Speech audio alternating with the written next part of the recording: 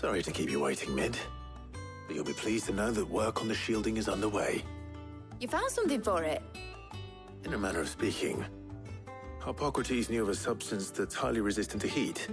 A coating that should provide the protection you need. He's supervising the construction and testing of the shielding as we speak. Brilliant! I knew you wouldn't let me down. Don't thank me. I'm just the errand boy. Right then, better start working out how to bolt all these bits together. To the Black Hammer!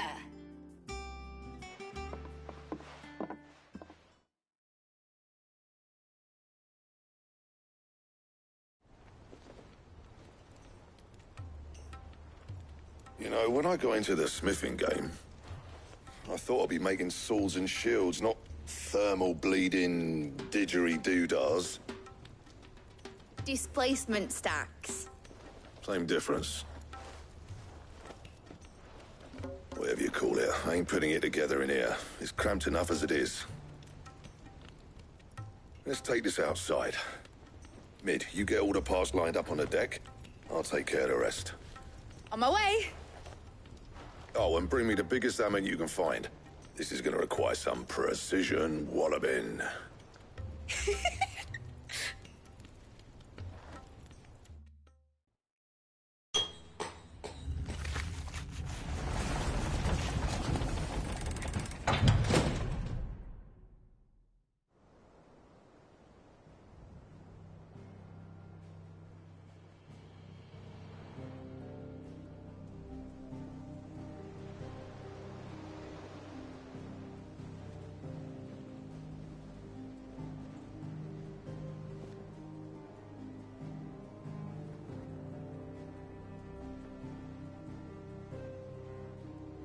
It's finished! It's finally finished!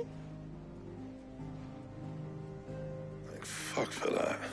I'll be feeling my hammer arm for weeks. Thank you, Clive, Blackthorn, everyone. That's one down and just 3 more to go. I'm sorry. Oh, didn't I tell you? The Enterprise has 4 mithril engines, and we'll be needing a displacement stack for each. You don't mean... Don't worry. Now they've got a finished one to work off. My gang in Canva can build the rest. Good luck to them, I say. Right, I'm off to get a sling for this elbow. Any other work comes in, keep it to yourselves, eh?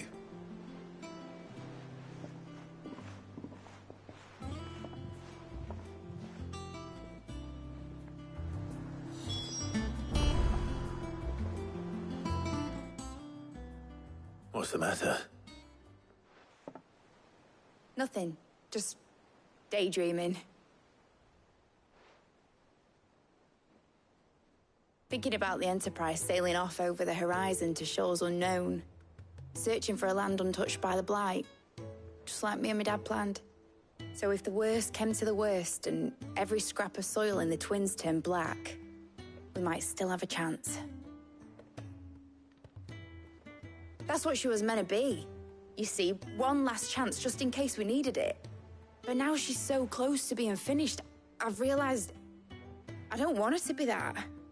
I don't want it to be just a lifeboat for us to cling to if things get desperate. I want people to sail aboard her by choice, not from the lack of it. In a world where we're not just trying to survive, but where we can actually live. I'm working on that. And I'll do everything I can to get you what you want. Don't you always? All right. My mind's made up. As soon as the Enterprise is fit to sail, I'm putting her under your command. Sod our plans, I'm trusting in yours. Are you sure about this? Something tells me it's what my dad would have wanted. He'd be proud of you. You were gonna visit his grave, weren't you? I was. And you can come too now that your little project is finished. Right. There's just one thing I need to finish up first. Won't be a mo. All right. I'll let Otto know you're coming. Meet us in the mess when you're ready. Aye, aye, Captain.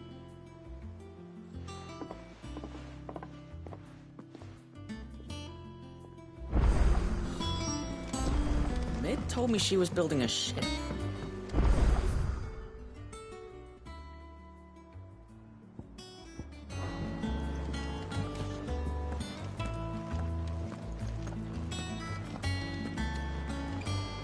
All right, Clive. Asterix.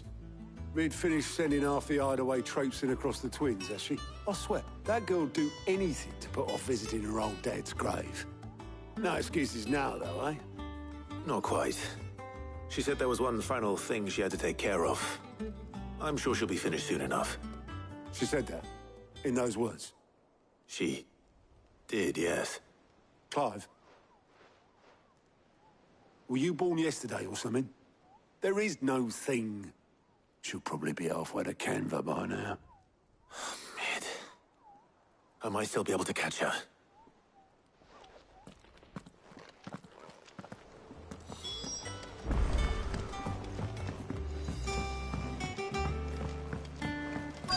Is that the thing Tomes helped to build?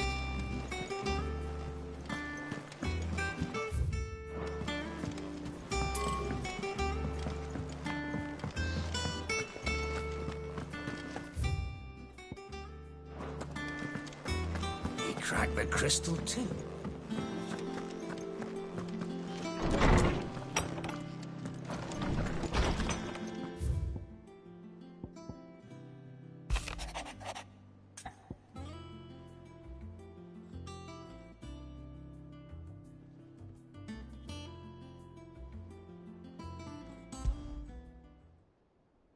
Trouble with the ledgers. Shouldn't he be asking Otto for help?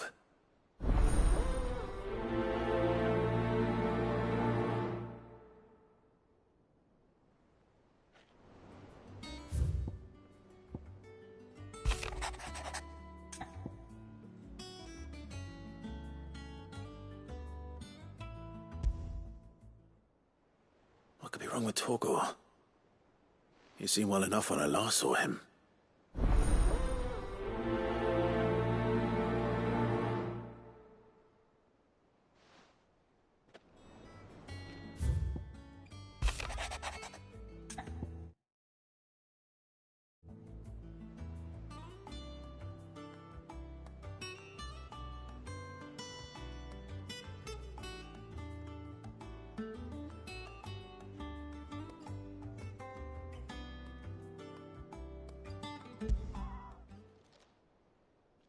Hopefully it's nothing. But I should speak to Blackthorn just in case.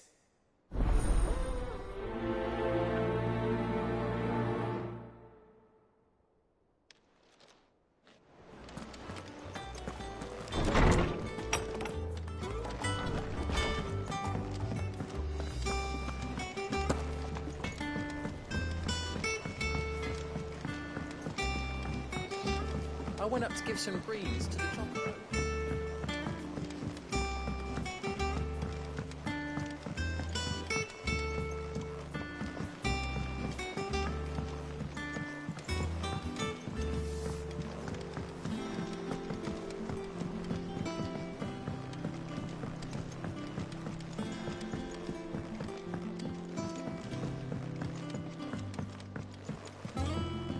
Well. Here, Sid. Reckon you might be just the man to help me out of a bit of bother, if you've a mind to. Let's hear it. Well, it's about this alembic the chief's got me making. Lovely bit of kit it is. Bung in a solution you want splitting, and it'll separate it out, just like that. Problem is, it won't always get rid of all the impurities. And with some of the stuff we need it for, that ain't good enough. Which is why I've been looking for something to filter the liquid we'll be cooking off. And that's where I was hoping you could help me out. I imagine Ty could get some use out of this alembic too. Distilling medicines and the like. All right. Why not? Proper job! So what exactly do you need for this filter? Nothing but bomb ash'll do, says the chief. Gave me a sample she'd obtained from the university stores. Couldn't believe my eyes. You pour the blackest blight water through it, and it comes out clear as a mountain stream. So, I did a bit of reading about where I might be able to get hold of some. And do you know what I found out? It's only the blimmin' bones of a bomb king. They leave them behind when they die, see? I take it that's where I come in. If you wouldn't mind. I saw a billet on the hunt board for one just the other day. Would have gone myself, but, well, fighting dirty great balls of flame ain't exactly my forte. You, on the other hand... All right. I'll see what I can do. Thank you kindly. And a good hunting, eh?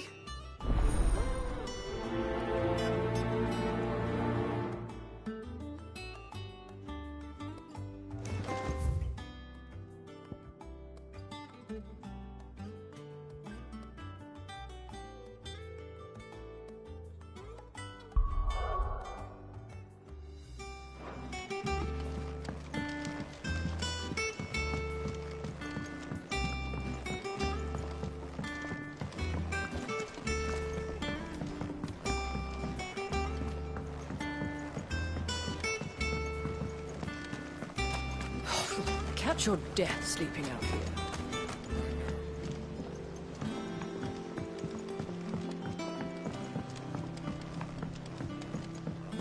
Think Mid might need some help tidying up.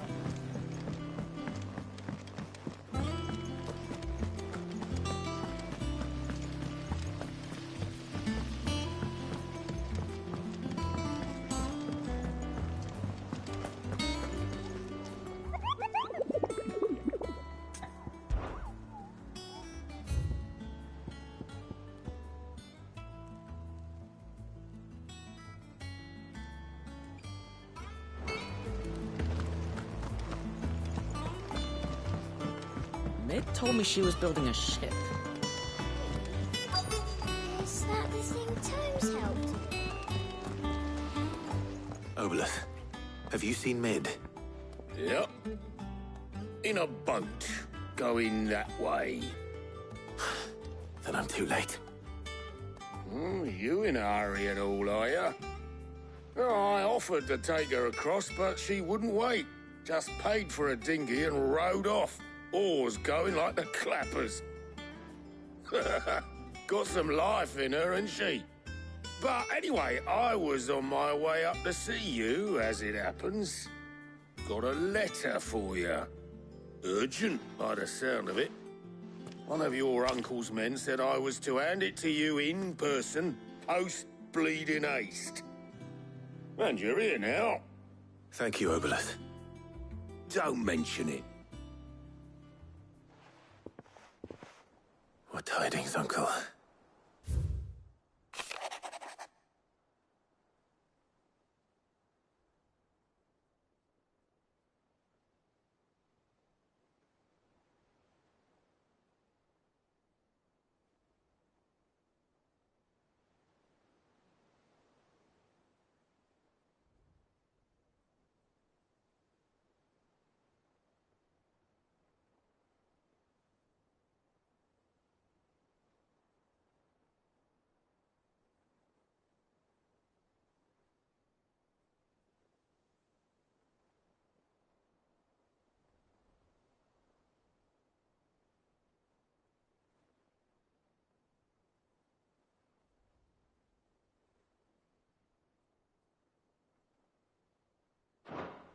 Trouble in Canva.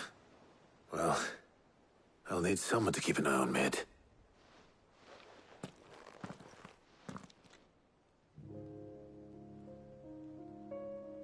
So what? Mid got us to do all the dirty work and then just sailed off into the sunset? It, seems that way. Well, nothing we can do about it now. But next time you plan on visiting Sid, you might want to tie her to something before you suggest it. Ah, don't be so hard on her. Gotta admit, the dirty work was kind of fun. Everyone pitching in and all that bollocks. Just like when we built this place. You're right. Anyway, we all set to head to the old hideaway. I could do with getting to Canva pretty sharpish. Wouldn't do to keep Lord Rosfield of the Seven High Houses waiting now, would it? Not after he asked for me personally. Gav will be leaving with me. Will you mind the place while we're gone? You can count on me. Just be sure to give Sid and the others my regards. All right. Oh, by the way, Jill will be joining us too. She's got some things to take care of, but she'll meet us there. I hope she's telling the truth at least.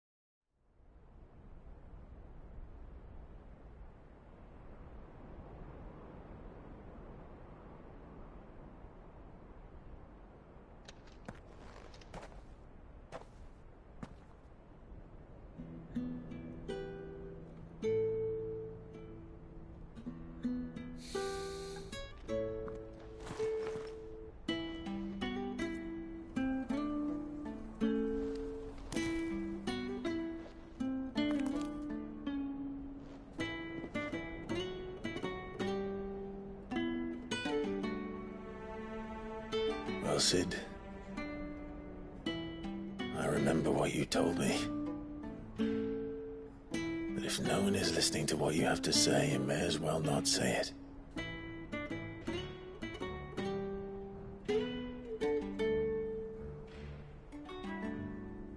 But I will say this, old friend. Hugo Cooker is gone. His shadow looms over us no longer. It's a pity the Phoenix can't be in two places at once. If he'd have been with us, maybe he could have done something for the lost. Not even the Phoenix can bring people back from the dead.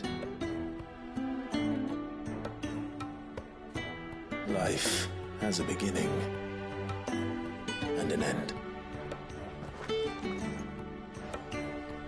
So we must live while we have the chance. And not as slaves to the crystals, but as free men. May we join you?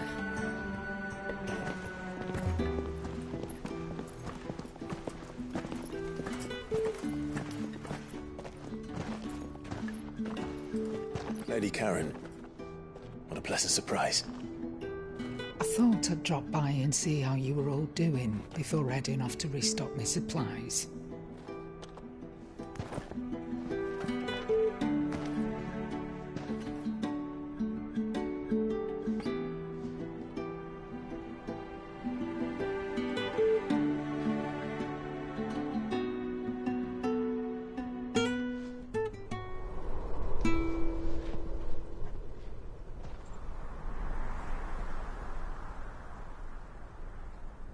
It wasn't the most scenic view back then, but it were never as bad as this. I know. The blight marches on. And soon, there will be no escaping sights like these.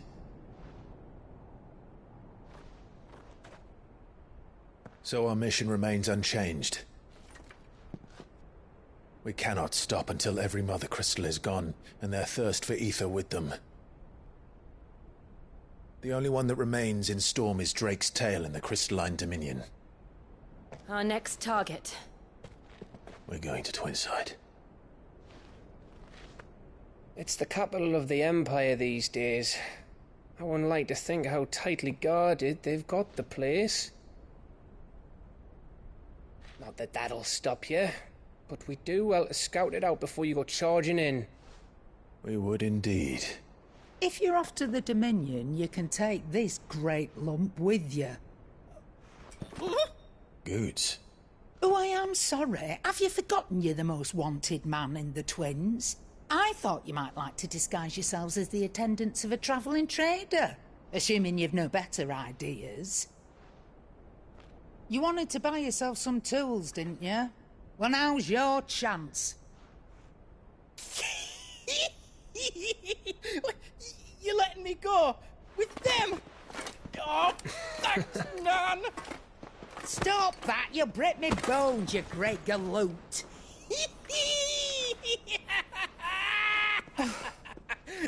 There's a caravan that runs back and forth between the Dominion and the Bocklad markets. It's managed by the Merchants Guild. Just show them Goots' traders pass and you'll be on your way. It'll be a damn sight less risky than footing it the length of the Crystal Road. That's for sure. Thank you, Karen. And glad to have you with us, Goot. Okay then. I'll get me things and I'll meet yous there. See yous down in Bocklad. Get off! Me poor fingers! Jill, you're with me. Understood. And Gav. Already on my way, Captain. Be careful.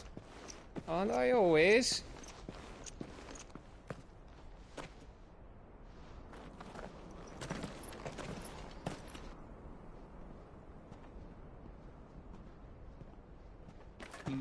Do you see that, Sid? Your protege's making a proper little outlaw of himself.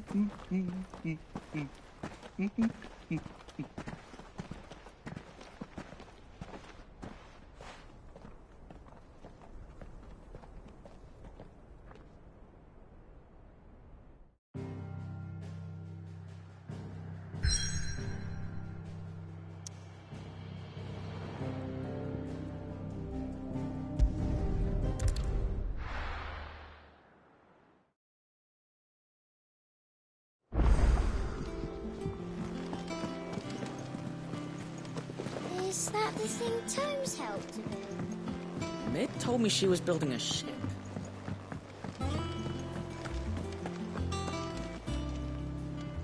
Clive, did you get my letter? That's why I'm here. Shh. Otto won't be listening. Is this better? A little. Listen, I've some bad news. It turns out the Hideaway may be slightly behind in its payment to certain lenders, and it may be my fault. But I swear to the goddess, I thought I had the numbers square. Sadly, that square turned out to be more of a circle. Zero, you might say. I can straighten it out, I swear, but it's going to take some time, and I'm going to need help keeping it from Otto. Bit late for that, I'd say. There you are! What a surprise! So let me get this straight. You forget to pay our lenders what they're due, and instead of coming straight to me, you get Clive to come to you. You know, he'll dig you out of the hole you've dug for yourself. Clive, the man in charge of the place you've been cheerfully trying to bankrupt. And you thought this was a cunning plan. Why? Well, who needs paying? Oh, just Martha. And the dame. And, well, Lady Karen. But only 500 talents. We owe 3 of our most trusted friends 5 million gil. Each. 5 million each. They lent us the bulk of the money we used to rebuild the Hideaway, you see, and, well, I must have made some sort of oversight. Those ledgers were my responsibility, and it was my decision to entrust them to you. This is my fault. Do we have that much to hand? I can always ask my uncle. No, we don't. And no, you won't. We've lightened Lord Rosfield's purse enough. After the king's ransom we had off him, he deserves better than to see our begging bowl. Besides, we'll need to learn to stand on our own if we're gonna make this work. All right. But that doesn't mean you have to shoulder the burden yourself. Is there anything I can do to help? There might be. How'd you fancy taking these to Martha and the dame? Rocks. Rocks, he says. Worth 1,000 talents apiece, these are. A little something Sid and I set aside for when times got lean. And I reckon 15 million in overdue debt probably qualifies. I just hope our associates' eyes are a bit more discerning than yours. I'm sure there will be. Should be me making the rounds, really. But you know how it is with this place. Orders to bark, arses to wipe, and all that. I know. Which is why I don't mind going in your place. Go. Do you know why I only gave Master Clive here 2 star rubies? Because you'd rather Lady Karen killed me. Because I'd rather Lady Karen killed you. Yes. Well, I suppose this is goodbye then. Don't worry. I'm sure Karen will understand. Really? Do you think so? No, I don't.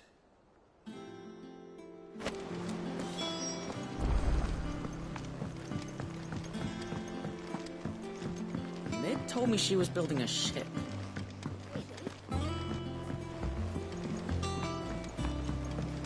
I don't know where Sid gets the energy.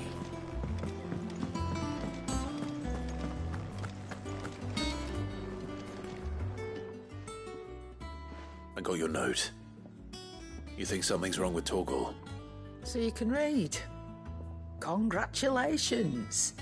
But I didn't say I were wrong with him. I said something weren't right. He's not been eating me treats. He used to love cracking the bones from Molly's boiled brown, but now he won't so much as look at 'em. Didn't like him. Which is why I'm of a mind that his mind's on something else. You've not been working him too hard, have you? No harder than usual. Is that it, boy? Do you need a rest?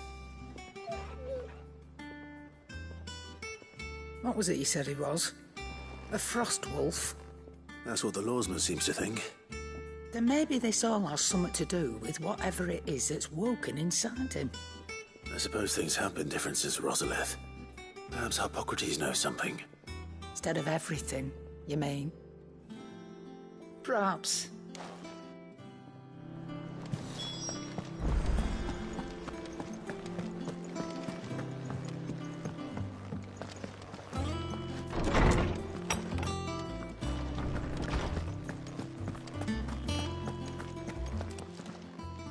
Lawsman, I need to ask you about Torgal. Something's not right with him. He isn't ill, is he? I don't think so. But according to Lady Karen, he seems to have lost his appetite, which is certainly a new development. She says he's hardly been touching his bones of late, and she believes it may have something to do with what happened at Rosalith Castle. I rather think she might be right, though not about his appetite. All canids are instinctively inclined to crack open bones for the rich marrow that resides within, and I see no reason why a frost wolf should be any different. Accordingly, I suspect it is not a lack of appetite that afflicts Torgal, but a surfeit of it. If we assume that his newfound magics require additional nourishment to sustain, it may well be that the bones Lady Karen is accustomed to providing are no longer sufficient. Frost wolves, after all, habitually prey upon far larger animals, whose bones may yield altogether different nutrients. As to where one might find a suitable substitute, some antelopes that graze the meadows of eastern Rosaria have been known to grow to a size more than double that of their lesser cousins. I don't recall ever seeing any that large. And little wonder. The oldest and largest such creatures rarely leave the safety of the highlands for fear of predators. The last elder antelope sighting I recall hearing about took place near Cressida, and that was long before the village was abandoned.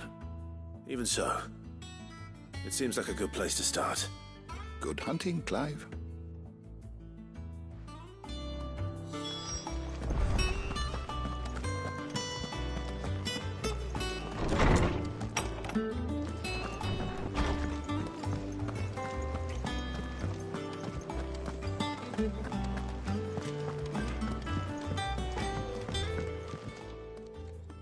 Blackthorn. Do you have a moment? Not really, no. This won't take long. I just wanted to ask how you're getting on. August was worried about you, that you might still be doubting your craft, even after learning the trick of that cuirass. Is there something else weighing on your mind?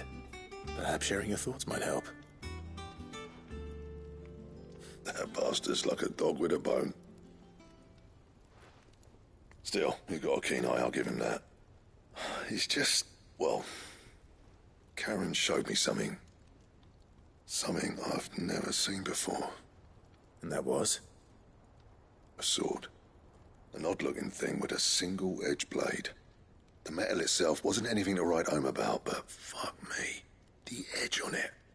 You could slice a man clean in two with a weapon like that, and he'd be halfway home before he even realised he'd been cut.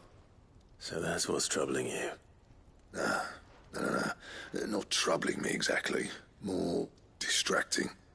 Can't stop thinking, how do you get an edge that sharp? It's driving me mad. And if you knew how to do it, we could arm the curse breakers with even better blades. That's about the size of it, yeah. I'll see what I can find out. Sharper swords are always welcome.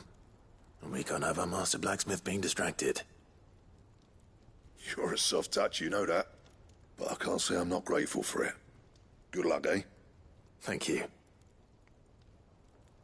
Let's see what Karen knows about this sword.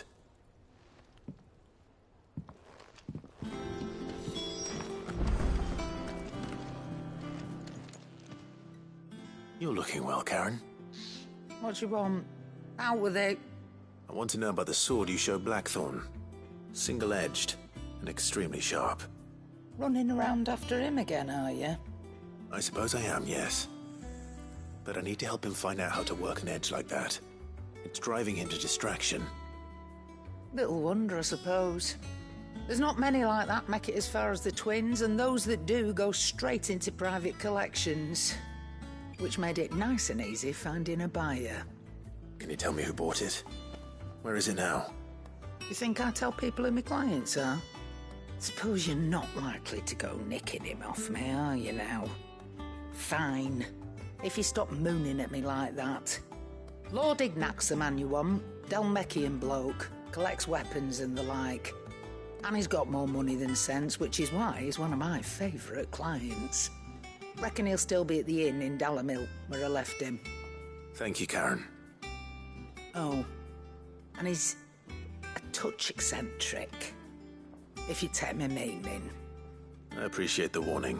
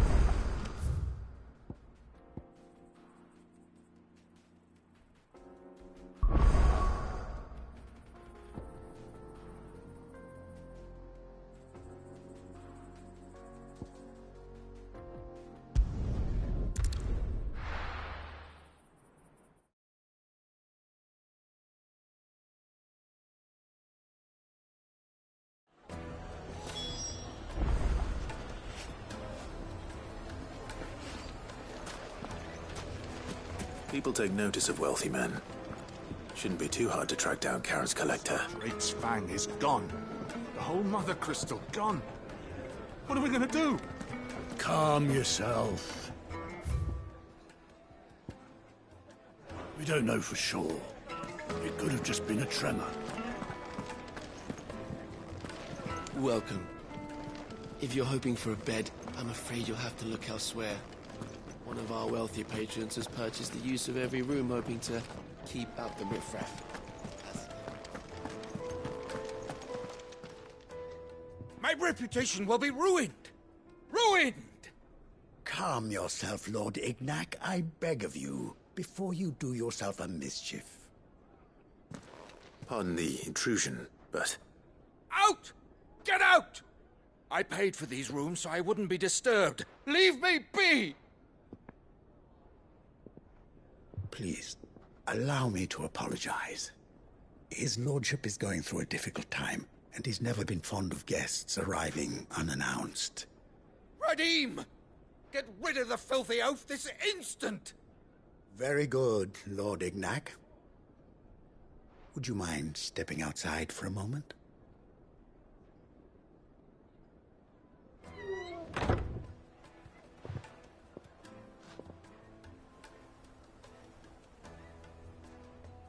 I'm sorry if I've caused you any trouble. That? Oh, no. That's just how his lordship is. Though the morning's events have left him somewhat fractious. He has been dispossessed of his luggage, you see. The thieves also made away with a considerable amount of coin. Coin the innkeeper will soon be keen to collect. I don't suppose a certain blade was among the stolen items. A single-edged sword. It was purchased from a merchant friend of mine. Ah, you know Lady Karen. Yes, I'm afraid it was. Then I'll retrieve Lord Ignac's luggage. But I have one condition. You have but to state it. You are welcome to anything that is within my power to grant. I want an audience with Lord Ignac. A few minutes should be enough. Then I'll be on my way. A condition I would be a fool to refuse. Of course, you shall have your audience. I don't suppose you saw where the thieves went? I did not, no. Though some discreet inquiries made on his lordship's behalf mean that I know where you might find them. The bandit's bed. Every ill-gotten coin in Dalamil is said to pass through that disreputable corner of the Valcroy. And that's where I'm heading. I shall speak to Lord Ignac in your absence, and arrange for an audience upon your triumphant return. That will be very kind of you. Farewell, and best of luck.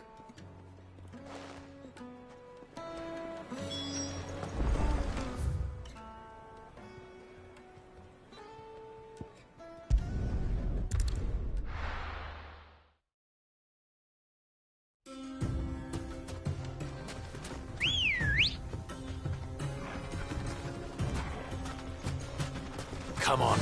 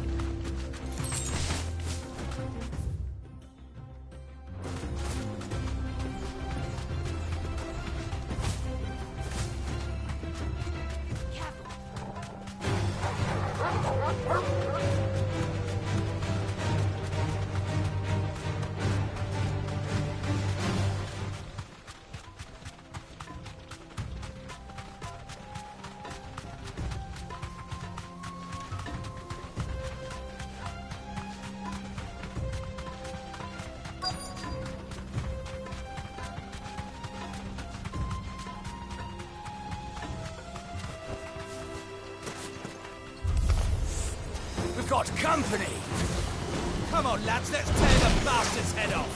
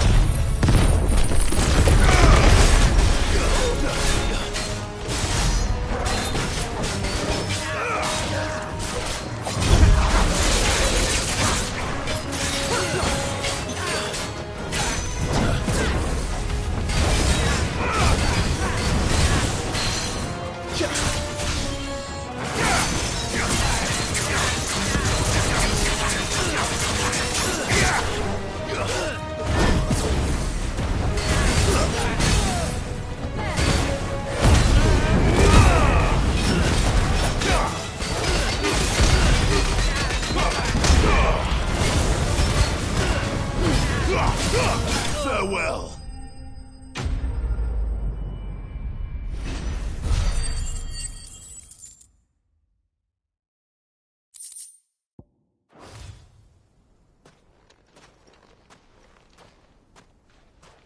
This must be Ignac's luggage. Nothing seems to be damaged. All right. Let's get it back to Dalamil.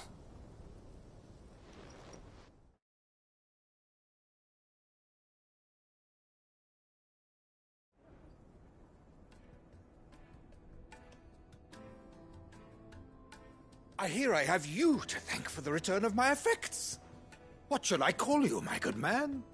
Wyvern. Glad to make your acquaintance. A formidable name indeed. Well, Wyvern, I appear to be in your debt. Redeem here tells me you wished for an audience. Is that all? A few moments of your time should suffice, yes. You're a peculiar fellow, Wyvern. All right, speak. Master Wyvern was wondering if you could tell him about a certain single-edged sword you recently acquired. Oh, a true work of art, that one. Karen drove me hard on the price, but I would have sold her Radim here to get my hands on that sword. It was made in the Outer Isles, far beyond the Twins, and is used exclusively by the practitioners of a unique school of swordsmanship. They believe no combat should ever exceed a single strike, and hone their blades to such perfection that none ever does. Each sword is made for that one perfect stroke, and for that stroke only. They crack upon a second blow. There's a brutal sort of beauty to it, really. But how do they hone such an edge? Fine question. Why, they use a whetstone, of course. Whetstones, rather.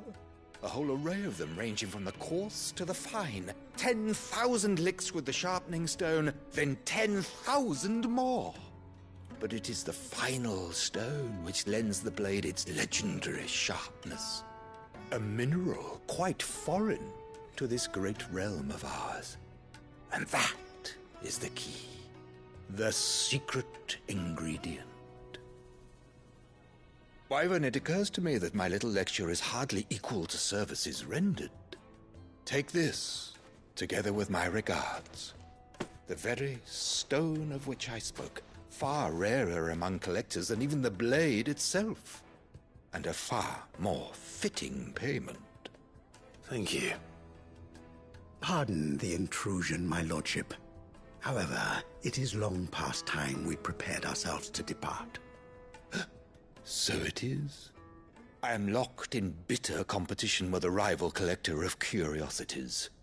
I am one step ahead of the unscrupulous scoundrel, but he is hard at my heels. Are there many other collectors out there? Too many to count, but only one do I consider my nemesis. Lord Byron Rosfield, and is a perennial thorn in my side. I can imagine. Farewell, Wyvern. May our paths cross again. Radim, we mustn't dawdle.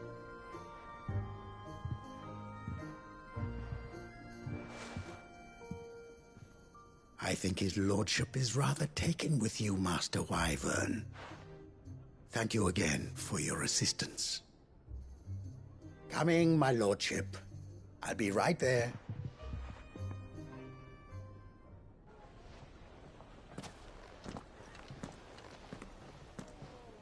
Trust Uncle Byron to find such an interesting rival.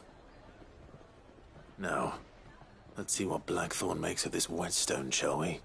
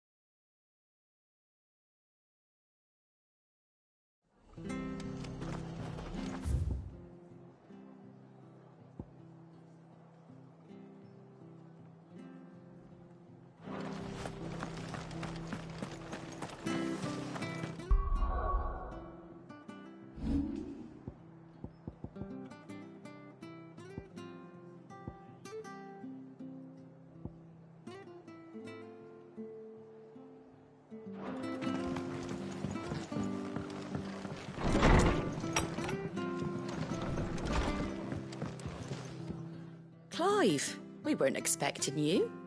I wasn't expecting to be here, but it seems we still owe you a considerable amount of coin for your help with our rebuilding efforts. And though I doubt it's what you were expecting, we were hoping you'd take this as payment.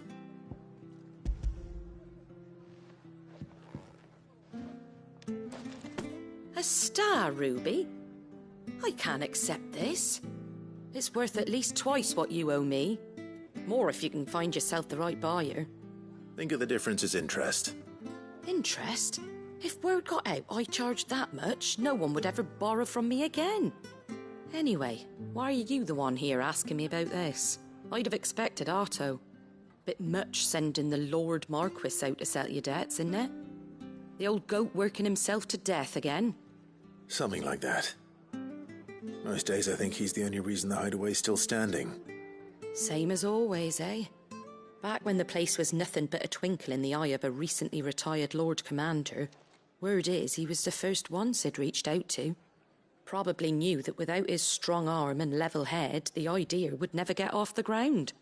Sid may have been the face of the hideaway, but Otto's always been the backbone. And when Sid passed away, we were all worried that would be the end of it. That Otto would just give up. His death was hard on everyone. But it must have hit Otto hardest of all. But he didn't give up, did he? Quite the opposite, in fact. If I recall, he was the one who nominated you as Sid's replacement, and rallied the rest around you. I reckon what he saw in Sid, he saw in you too. And don't we all? Doesn't hurt that you're half as stubborn and twice as handsome, neither. That, and you keep good company. I suppose I do.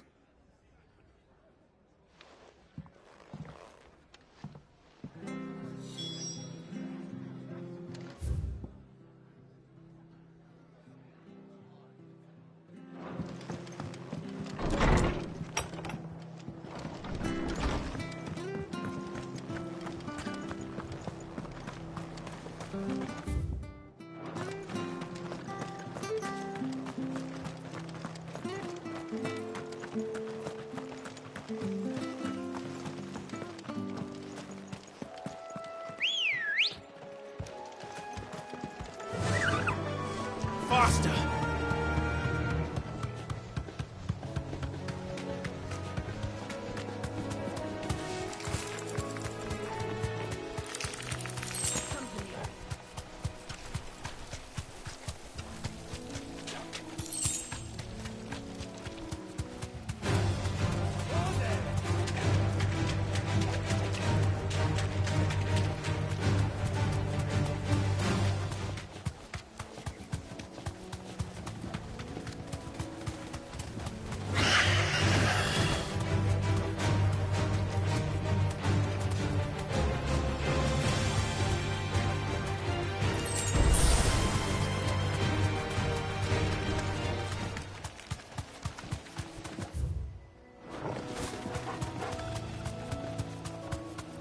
It's certainly quiet.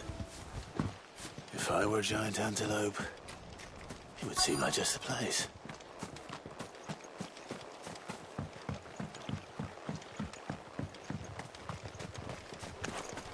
I doubt we'll find one bigger than that. You hungry, Torgal?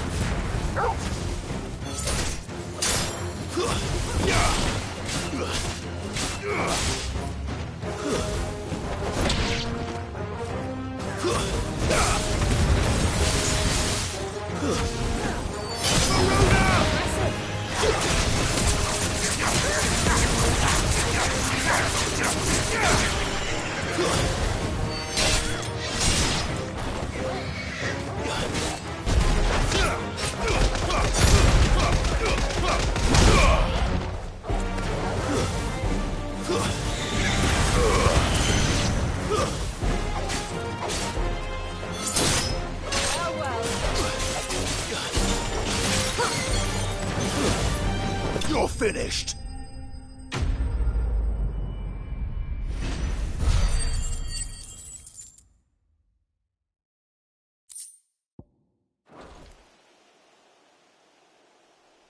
Now,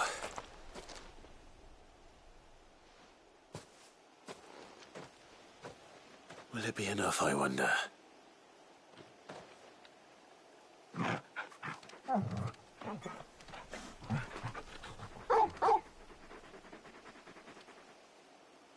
I say that answers my question. Which means we owe the lawsman our thanks. You're just a big puppy, aren't you? A very big puppy.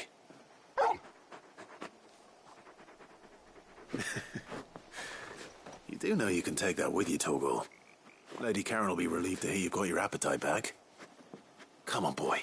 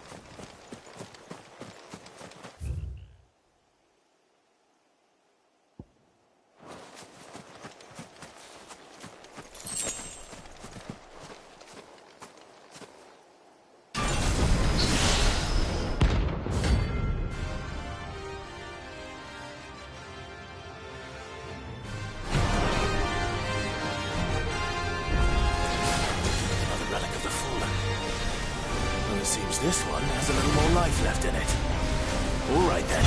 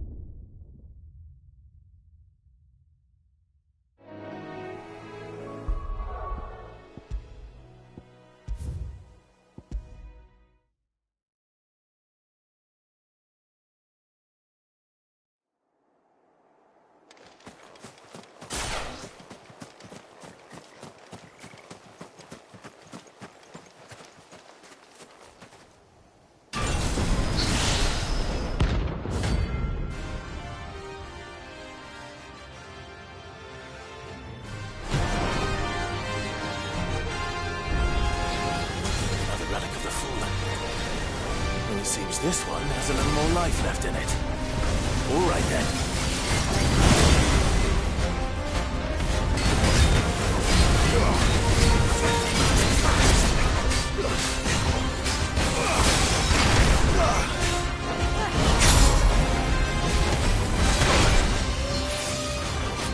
To me, boy.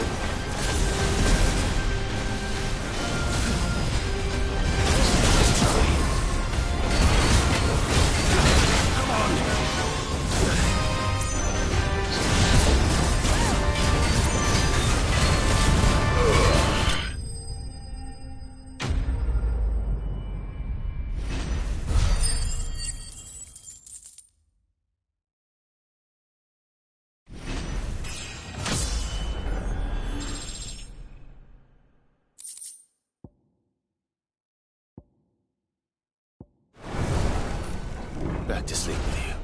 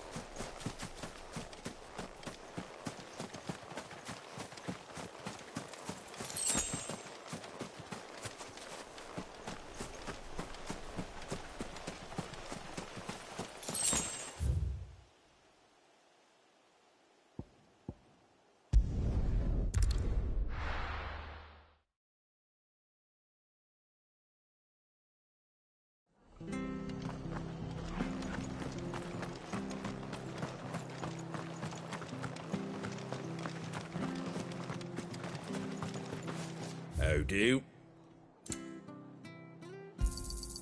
There you go. Thanks very much. Much obliged. Take care out there, eh?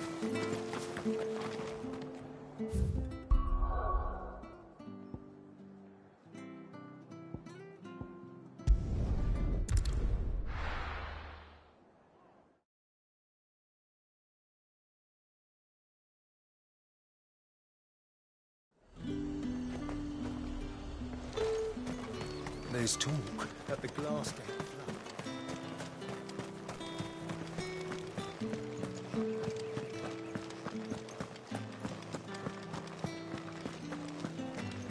Did you hear? The gates to heaven. I want to see you. What am I going to do without Sweetwater and oil and talc? Milady, I come bearing gifts. Gifts? Whatever is the occasion.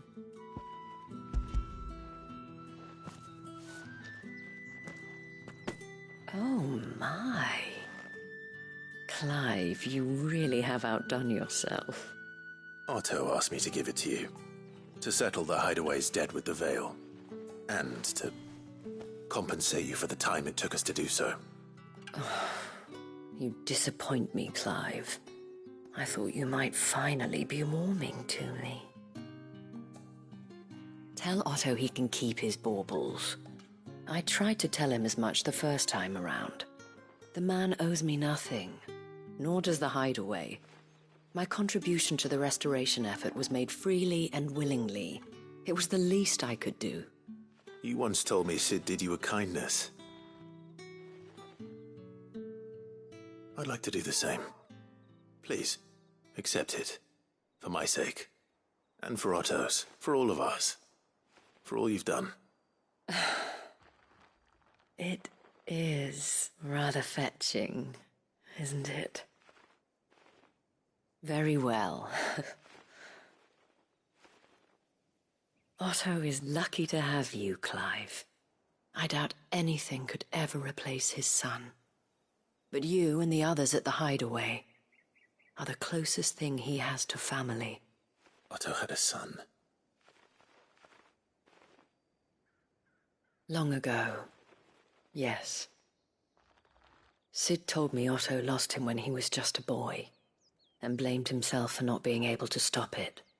I don't know how it happened, whether there was anything he could have done, but it was clear that it weighed heavily on him. I didn't know. How could you have? I doubt anyone did. Besides Sid, I've never met a man more keen to bear his sorrows in stoic silence. An ill habit, given that both have always been surrounded by friends desperate to help them. I'm beginning to see that.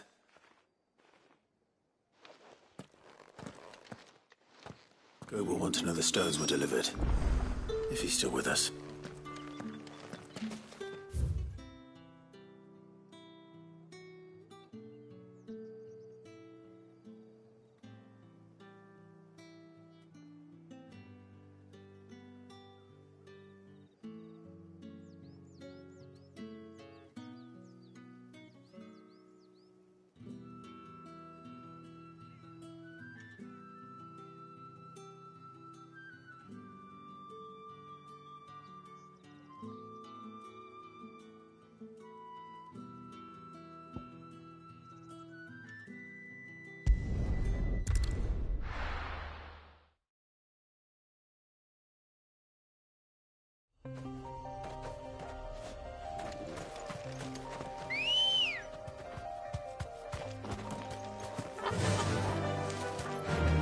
Fly, Ambrosia.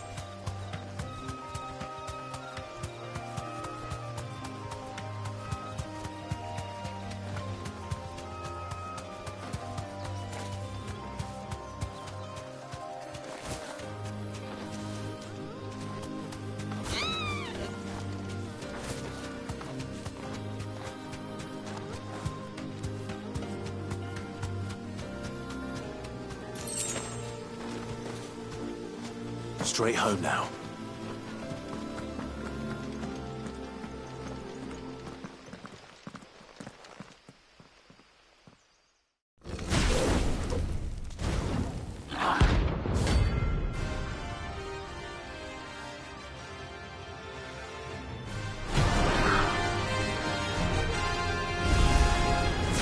What we have here? Greetings, Your Majesty.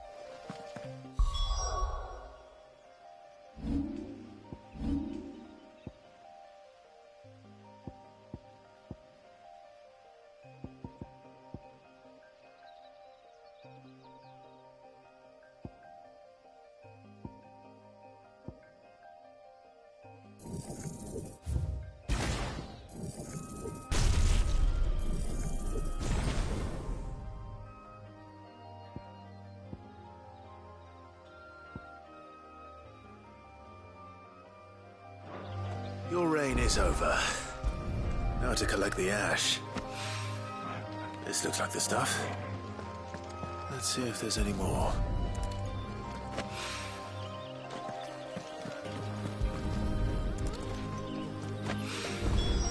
That should do it. If the wine needs more than this, he can fetch it himself.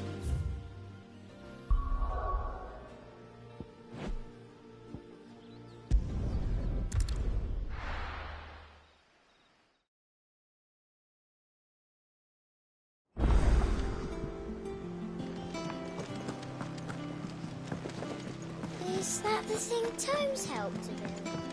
Mid told me she was building a ship.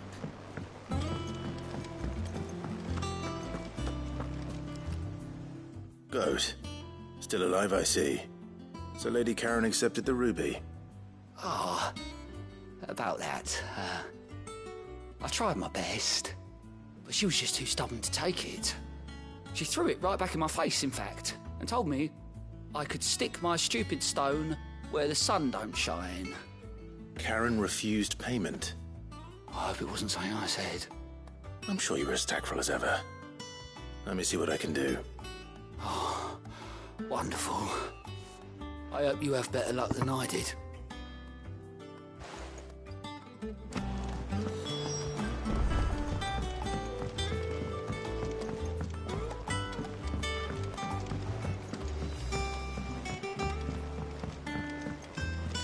I don't know where Sid gets the energy.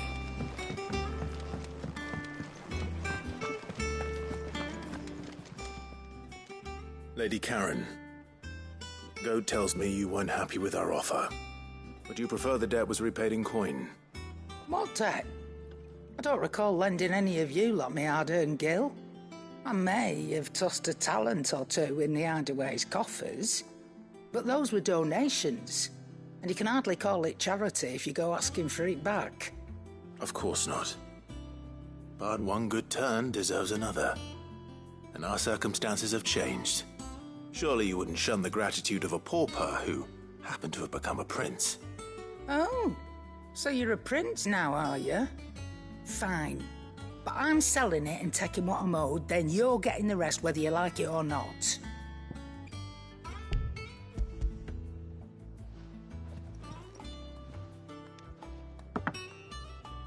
Where'd you even get this? A decent trader might nab 1,000 talents for a star ruby.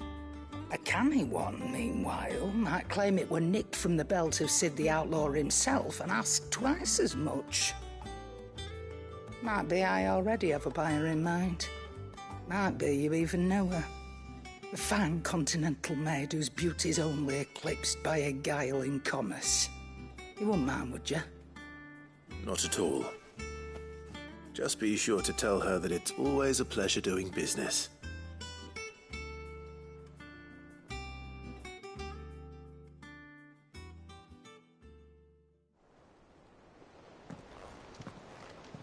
I hear you ended up delivering all 3 stones. Thanks to this lump. I sometimes wonder what I pay you for. Speaking of which, I still haven't been paid last month's wages. Oh, so you remember what's owed to you then? Get your ass behind that disc of yours and don't get up before those ledgers are square. Right away.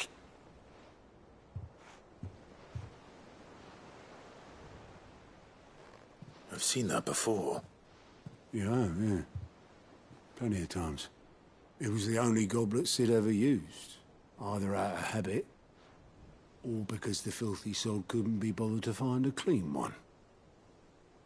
I knew so little about him. Like most people. Martha and the Dame both seem to have fond memories of him. I bet they do. How long did you know Sid before he... Before he died, 20 summers, give or take. Back in the day, I was a purser on a trade ship, which is where I met him. He bought passage to... I forget where. And having nothing better to do on the long nights, we set up drinking island rum till the morning bell dragged me back to my duties. Quit my post not long after that, on account of making a fine maiden's belly fat. But me and Sid stayed close, promising we'd one day sail the seas again. That was before fate stepped in and said she was having none of it.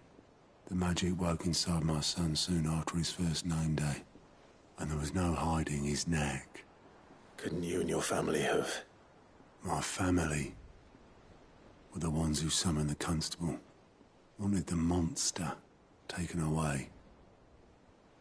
I couldn't turn my back on him, forget what I felt, and I couldn't for the life of me understand how they could. Luckily, Sid was of the same mind as me. It was him who stood beside me when all I wanted was to tear the whole world down. Him who cried for me when I had no tears left of my own. Him who swore he'd do everything he could to stop it from happening again.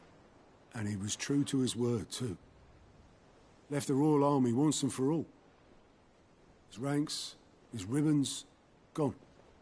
Just like that. Threw away everything he had. All to right a wrong that no one else had the courage to face. I knew then I'd follow that man to the ends of the earth.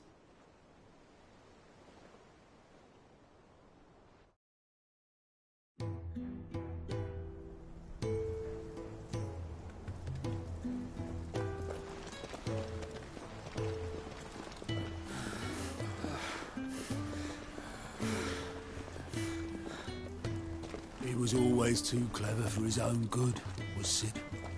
Saw the world for what it really was, while the rest of us were content to go along with the lie we were shown. And it can't have been easy, bearing that burden alone.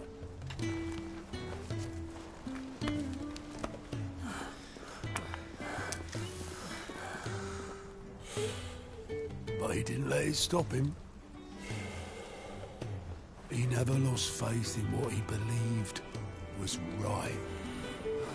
And that gave us faith in him. Faith he'd steer us true.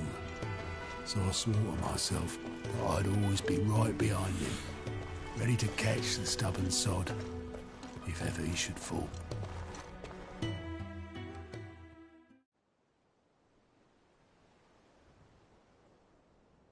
But I couldn't even do that.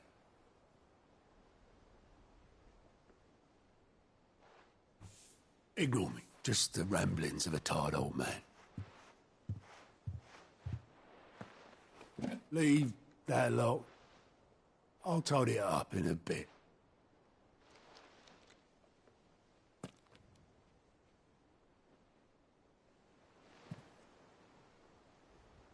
This is Sid's handwriting.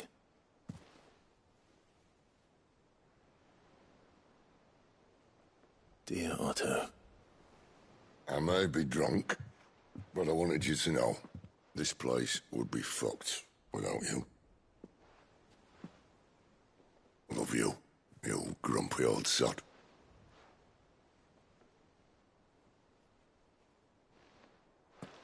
This note.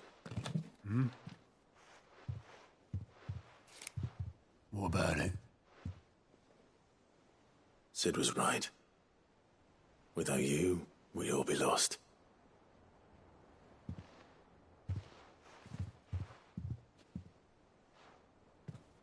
He should have bloody well said so then. Just once. Before he went. But then, why would he? Him, or anyone? I'd only have told him to piss off.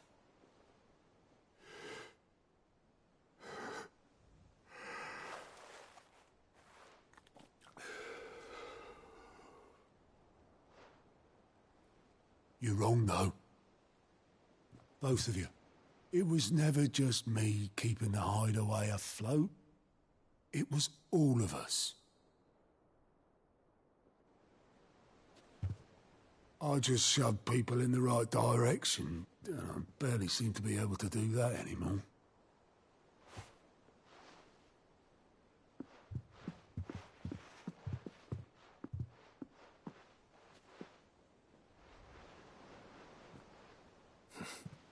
Would you rather goat were at the helm? Well, maybe I've got a few more years left in me. I'm going to hold you to that, Otto. Before you go, Sid would have wanted you to have this. But that's... This'll do me just fine.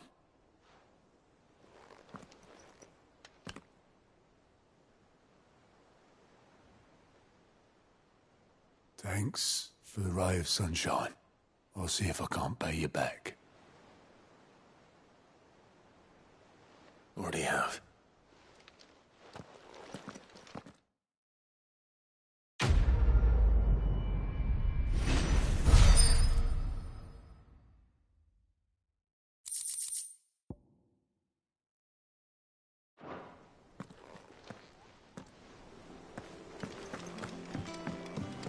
Mid told me she was building a ship.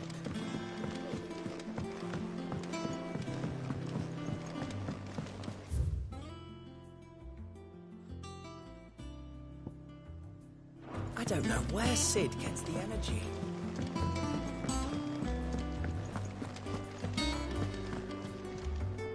I noticed you and Torgal had gone off somewhere.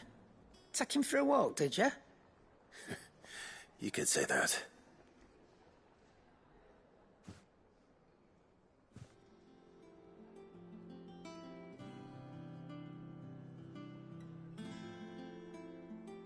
So, Molly's leftovers weren't good enough, eh?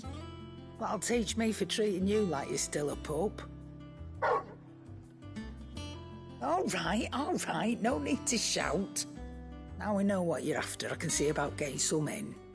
Speaking of which, I brought one for later. Can I leave it with you?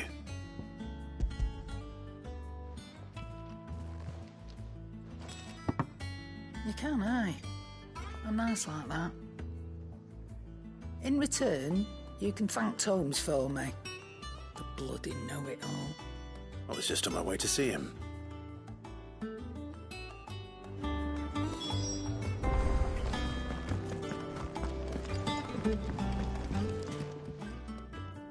Sorry for the wait, but hopefully he'll agree it was worth it.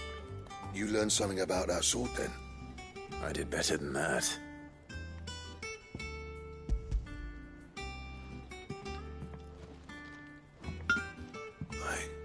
A whetstone? Yes. But not one you'll find anywhere in Valestia.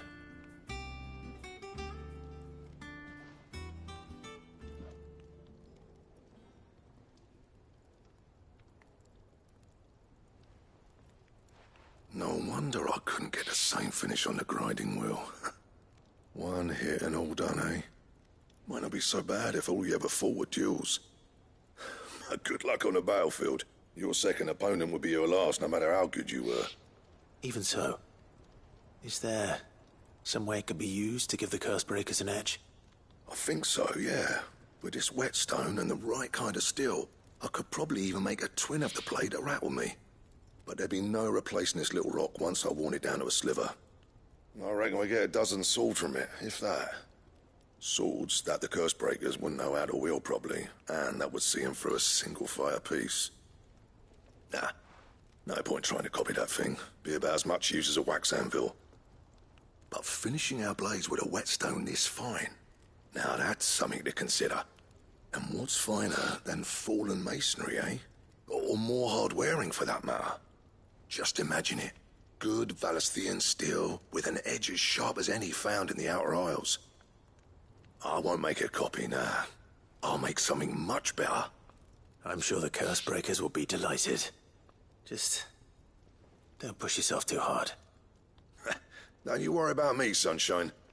I've been working day and night since I was half your age, and I'll still be here when you're long gone. Hey, thanks, Clive. I mean it. I owe you one, August too. It's good to know someone's looking out for me. He'll be happy to hear you said that. And I'll see that my debt to you's paid. First new blade I make's got your name on it. You come and find me when you've got the materials. All right. I will.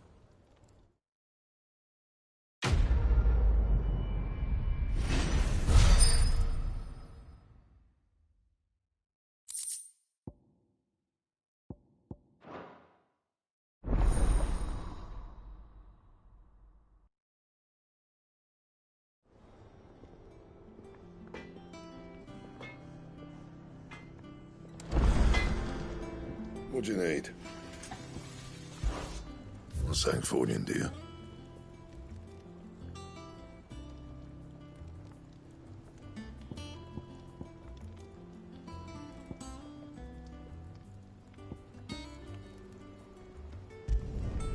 Not bad, if I do say so myself.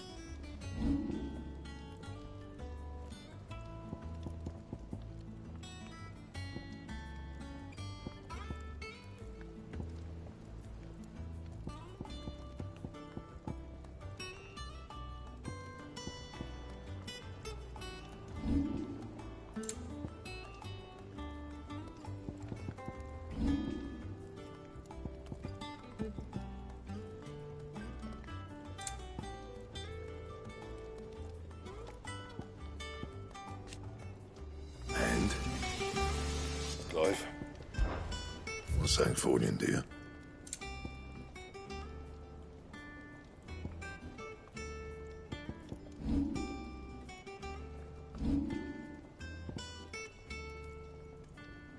That it? Fine.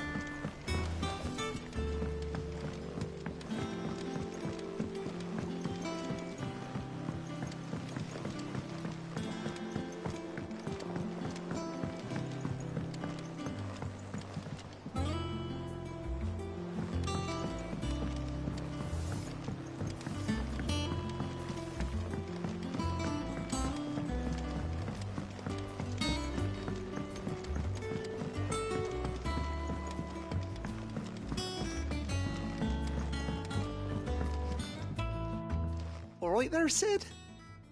How's that hunt for the bomb ash going? I have it here.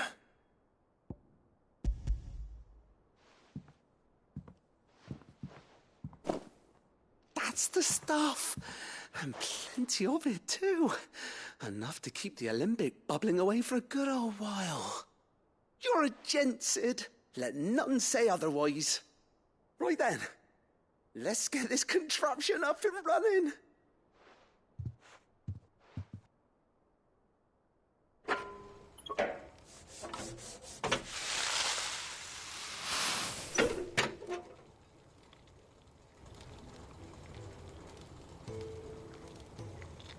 There we have it. The Telemon Alembic.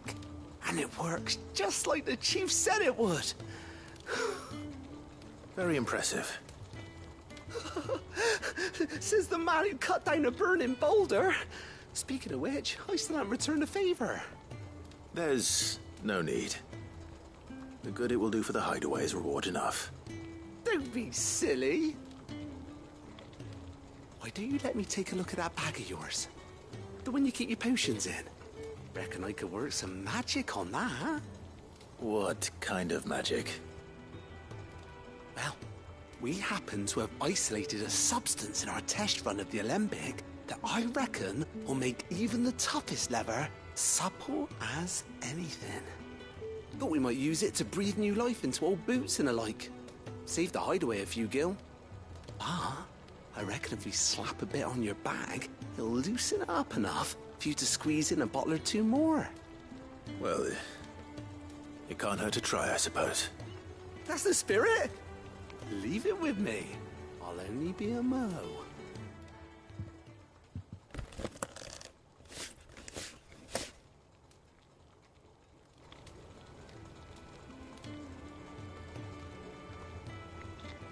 Well, what do you reckon? It certainly feels more flexible. Right? Told you. Thank you. I think. No.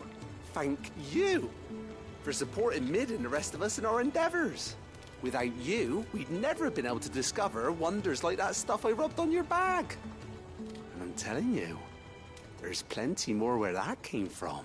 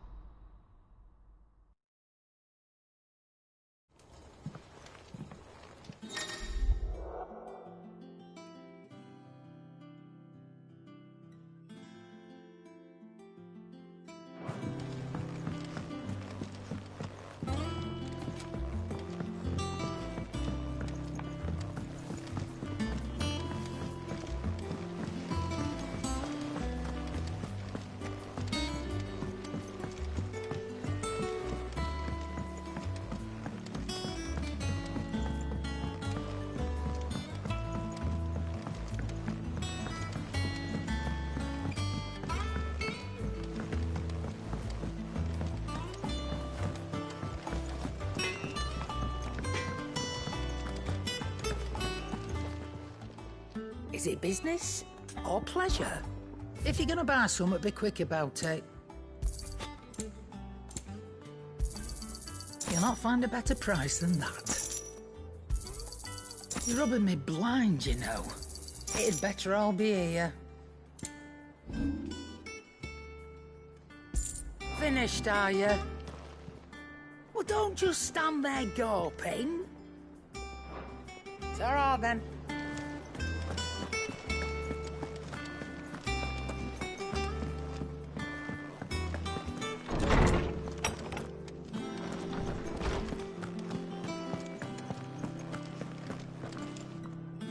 Ah, Clive.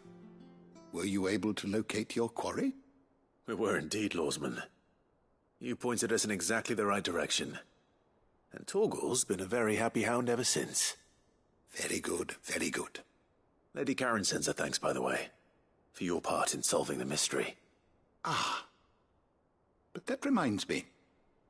After your last visit, I found myself pondering Torgal's talents. Do you recall our conversation concerning Lady Jill's role in Torgal's transformation? About how she somehow woke the power within him? Precisely that.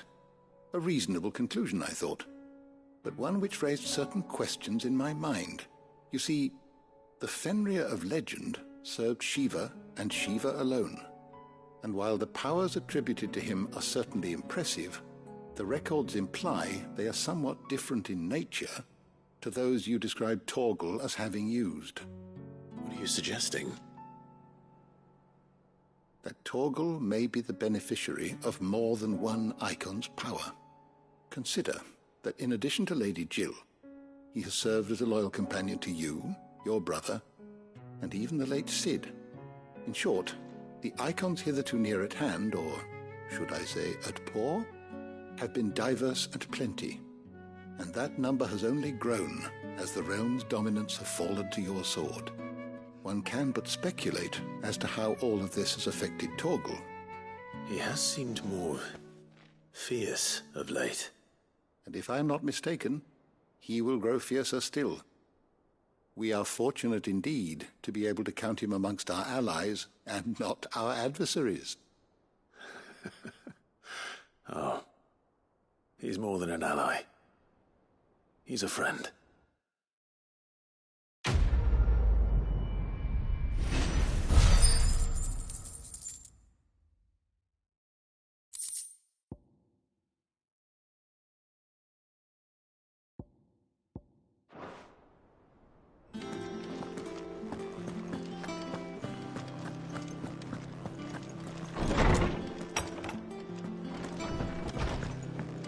Oh, I'm never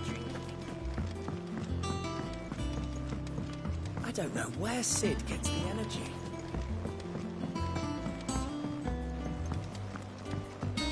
Mid told me she was building a ship.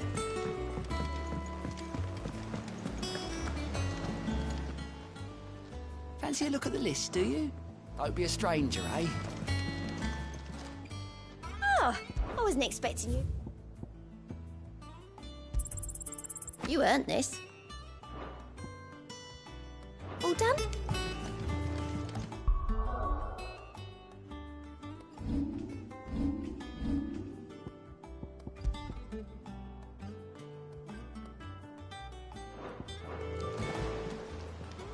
Clive! Anything catch your eye?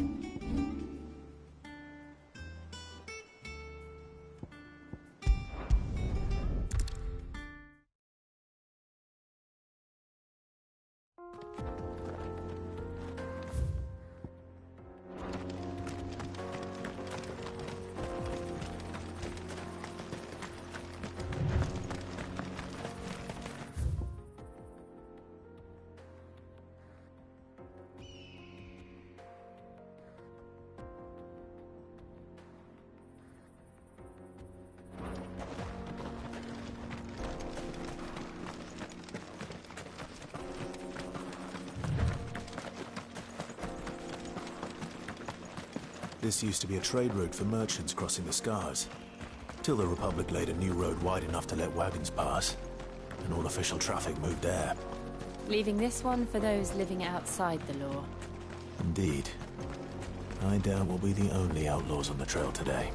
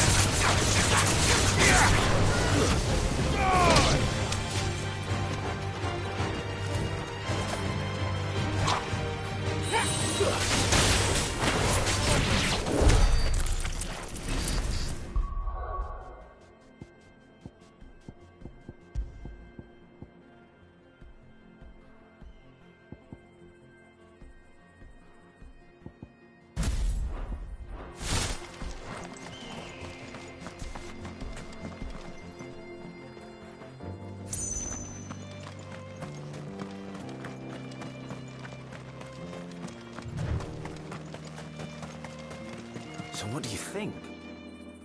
Really? It's as bad as that? Oh, aye. There's trouble up ahead. And too much of it for us to handle. I take it there's danger on the road. Oh, what about this fearsome-looking fellow? You think he'd be equal to the task? Well, no doubt. Assuming he's willing to hear us out. Well met, friend. My brother and I have been tasked with finding a merchant's missing cart. You seen it by any chance? How does a merchant misplace his cart?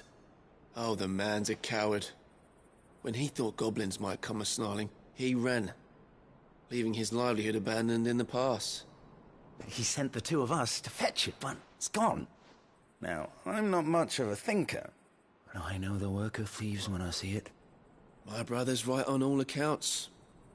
And by my estimation, the bastards are lying in wait just down the road. We may have seen our share of action, true, but we've not got the skill in arms to boldly brave an ambush. You, however, have the look of a man who needn't fear a band of backwater ruffians. What do you say? Will you help us out? Chances are they'll come for you either way. But if you promise to lend us a hand, at least you'll pocket a reward for your troubles. Well, if I'm going to have to deal with them anyway. You've clearly got a fine head on those broad shoulders. We're lucky you came along. Now, hoping to make a heavy purse in Boklad, our merchant friend loaded his cart with as much as it would carry. Reckon he won't be forking over the rest of our fee if we don't find those goods. So, while you're seeing to those bandits, you keep your eyes open. All right. Just don't expect me to drag the cart out of there myself. No. You can leave the cart to us. You just put an end to those bandits and point us in the right direction. You do that, we'll take care of the rest.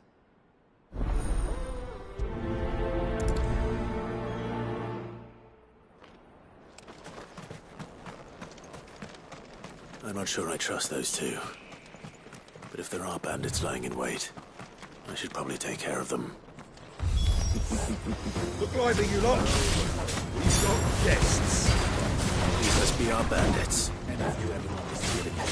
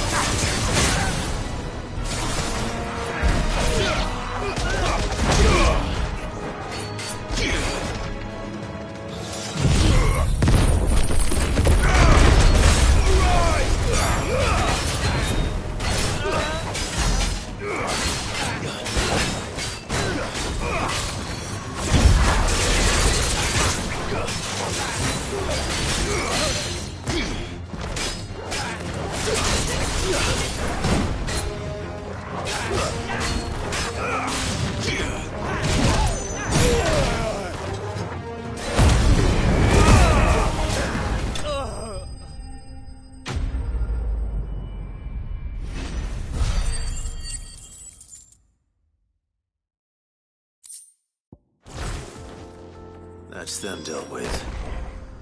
Now, where's that cart?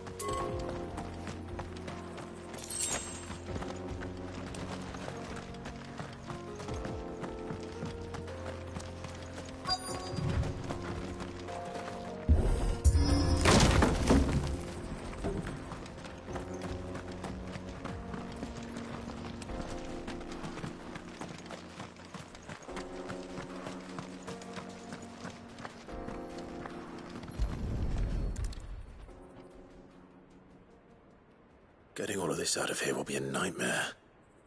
Seems we've found ourselves the right man for the job, wouldn't you say? Found the cart and didn't leave a single bastard breathing. Our merchant friend will be delighted. And how exactly will he be getting his goods out of here?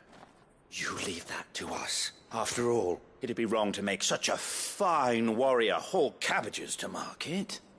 You've done your part. And that's all you need to worry about. Here.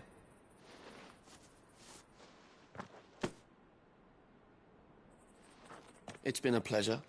Now piss off. There's no need to be so rude, brother. What if we want his help again next time?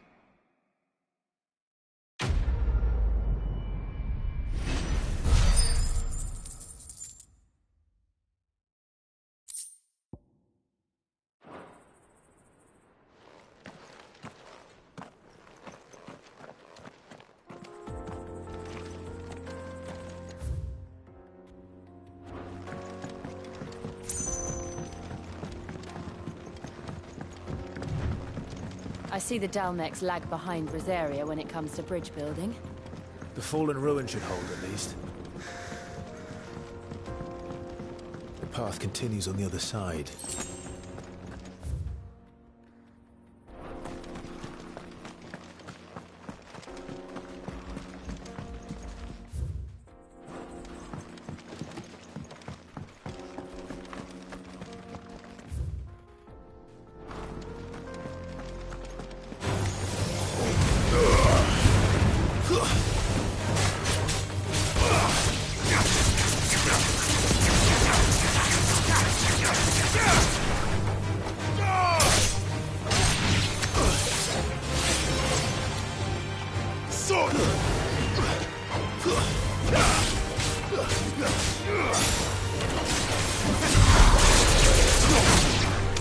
Titan!